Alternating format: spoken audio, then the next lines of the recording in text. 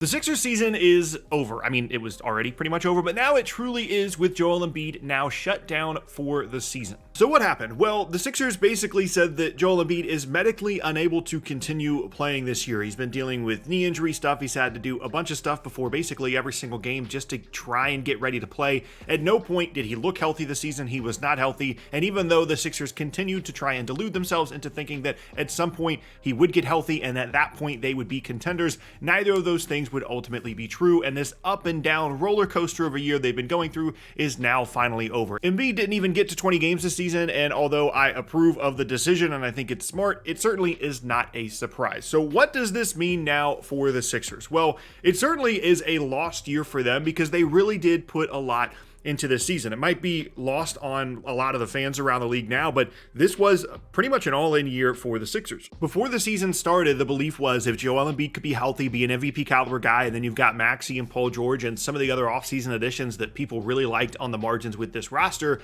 that they would have a real chance to contend this season. And the whole point of the Paul George contract was to try and contend this season and then maybe next year. Because even people that were optimistic about the Paul George contract knew that at some point in year 3 and definitely in year 4, he was going to break down, just not be good enough, and this roster was just not going to be championship caliber. So you're really paying for the last 2 years of the deal with the first 2 years of the deal and trying to contend. And this was, if they ever had a window to try and win a title this year and then maybe next year, were that window. And at this point, it became so clear this season that even if Embiid was playing, they were not even remotely close to contention, that they decided to shut him down. And really what they're trying to do here is they're trying to position themselves for next season in 2 ways. One, they're trying to keep their draft pick. They owe their first round pick, top 6 protected, to the Oklahoma City Thunder. And now that they've shut down Embiid, I would presume that they're probably going to shut down Paul George at some point here pretty soon as well. They have a real chance at getting into the top 6 in the lottery, which would change everything for the Sixers. Adding that much talent to a roster that before the season they felt like already was worthy of contention, whether they were right or not, doesn't really matter. They still feel that way. And adding a top 6 pick to this roster would be huge. There's also obviously the outcome and a possibility that they will give the 7th, 8th, 9th pick away to Oklahoma City for free. But at this point, given that they didn't really have a real chance of doing anything in the postseason anyway, there's really no downside to them tanking, ending the year with a bunch of these guys resting and recovering from injuries and trying to get that top 6 pick regardless of whether or not they are successful. And as I mentioned, I wouldn't be surprised if they have a couple of these other guys rest as well. Paul George has been dealing with injury stuff the entirety of the season. I wouldn't be surprised if he doesn't play that many more games the rest of the year. I think Maxey probably will, just because there's no real injury stuff to hold him back. But at some point, the Sixers are going to try and lose a bunch of games because regardless of what you think about the team building strategy that is tanking, in this particular scenario, it is absolutely the right decision for Philadelphia. But now we have to think about the future. What does this season, what does them shutting Embiid down mean for the future of the Sixers? And the first question is the all-NBA version of Joel Embiid just gone? I think at this point it's clear that the MVP version of Joel Embiid will not return. He will not be healthy enough to be that guy ever again. But the all-NBA part of it, I think, is still a question mark. Because offensively, he can still get his numbers, but the level of impact just was not there this year because he was just shooting a bunch of jump shots. He wasn't nearly as dominant in the paint. And defensively, he wasn't even remotely close to the same guy. Part of Joel Embiid's MVP candidacy was about the fact that he was a really good rim protector, someone that was awesome defensively just because of his size at the rim.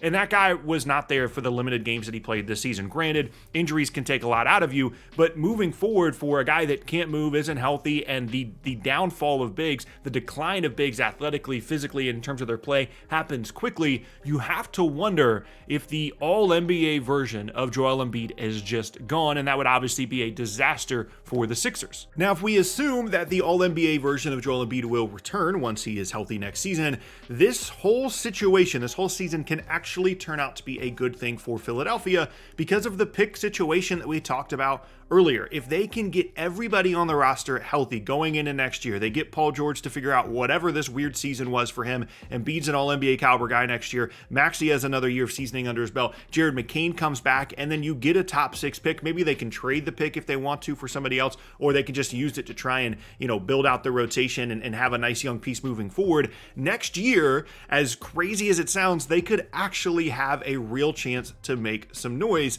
because you have the entirety of the roster that you thought you had going into this year, but you have Jared McCain, who got hurt but was really, really good for them in the beginning of the season, way better than they thought that they would be, and you get the top 6 pick. That could actually be a really nice core. But there is no guarantee that that's actually how things are going to go down. One, they have no guarantee they're actually going to keep their pick. Two, they have no guarantee everybody's going to be healthy next year, that Embiid will ever be healthy ever again. And three, you don't know what's going to happen around the roster. First question being, do they keep Nick Nurse? It has not been a very good Nick Nurse season at all. I wouldn't be surprised if they decided to move on, even if they feel like the roster has a good chance of making some noise next year. This could be a situation where the season just went so poorly and the vibes are so bad that they feel like they have to make a change at head coach. The other part of this is, does the front office or ownership panic and look to potentially trade someone like Joel Embiid or Paul George, even if they don't get that much value out of them, just to get out of the contracts, just to move on, and then build around a young core of Maxey, McCain, and then potentially the top 6 pick that they get in this draft. And I think that's the scary thing right now for Sixers fans, is you have no real idea of what direction they're going to go in from here. At this point now, you know they're going to be bad, they're going to try and keep their pick, but there's a version of this where next year you go into the season with healthy George, Embiid, Maxey, McCain, and then a top 6 pick, and all of a sudden a year from now you could be looking at a Sixers team that's on pace to win 50 games and make some noise in the playoffs for really what will probably be the last real year of prime Joel Embiid, or something close to prime Joel Embiid. But then there's also a version of this where they just get rid of a couple of guys, try and get out of the contracts, and then all of a sudden you're looking at a complete reboot in Philadelphia, even though they don't have access to all their first round picks moving forward. And the biggest barrier to option number 2, I'm sure there are Sixers fans watching this video thinking, hey, kind of moving on from the whole Paul George Embiid era sounds kind of cool. We can get this top 6 pick. Let's see what happens there. The biggest obstacle to that is the new extension that Joel Embiid signed before the season, which is arguably, it's either him or Bradley Beal, maybe a couple of other guys, one of the worst contracts in the entire NBA. Even as great as Joel Embiid can be when he's healthy, it's a real possibility that he doesn't even play 50 games a season for the entirety of the rest of that contract, and it is a massive number. And it's one of the biggest blunders that any team has made over the last couple of seasons from an extension standpoint. And when you combine that contract with the Paul George contract and how he has played to begin this season, it is about as much of a disaster scenario in terms of an offseason from a contracts perspective as you could possibly have there in Philadelphia. But beyond that, let's talk about the Embiid of it all, because let's just say that it never works out for him in Philadelphia. Whatever we have seen from Joel Embiid, it already was his peak. It's already as good as he's going to get, and it's as good as things are going to get for Philadelphia as a team with him at the center of it. What do we think about the legacy of Joel Embiid in Philadelphia? There are certainly things that he could have done better. There were certainly times where he could have been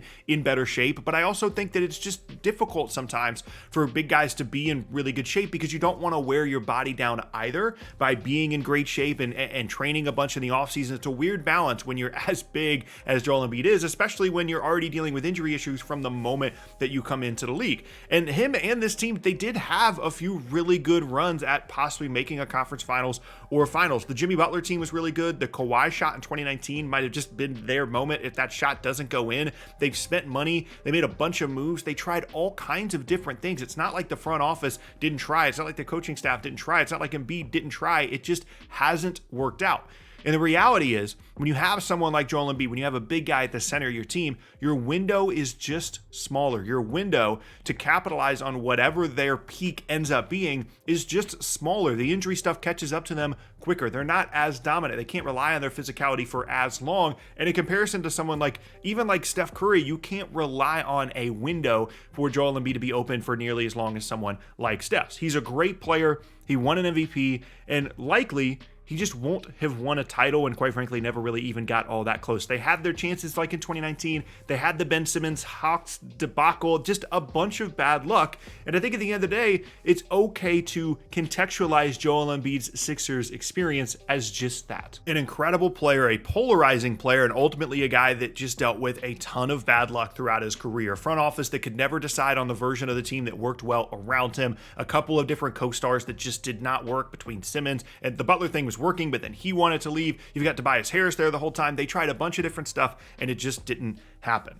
There is still a small chance that next year they're able to keep their pick and that Paul George is better, and the version of the team that we thought we were going to have this season is actually there for Philadelphia next year, centered around a fully healthy, non-Olympics playing Joel Embiid. That is certainly a possibility. It's not that everything is completely over. For this season, it certainly is. But in terms of the legacy of Joel Embiid in Philadelphia, next year is probably his last chance. And frankly, I find myself at this point rooting for Joel Embiid to have that playoff moment at some point, because at this point, it seems like one of the unluckiest careers that we've ever seen in the NBA.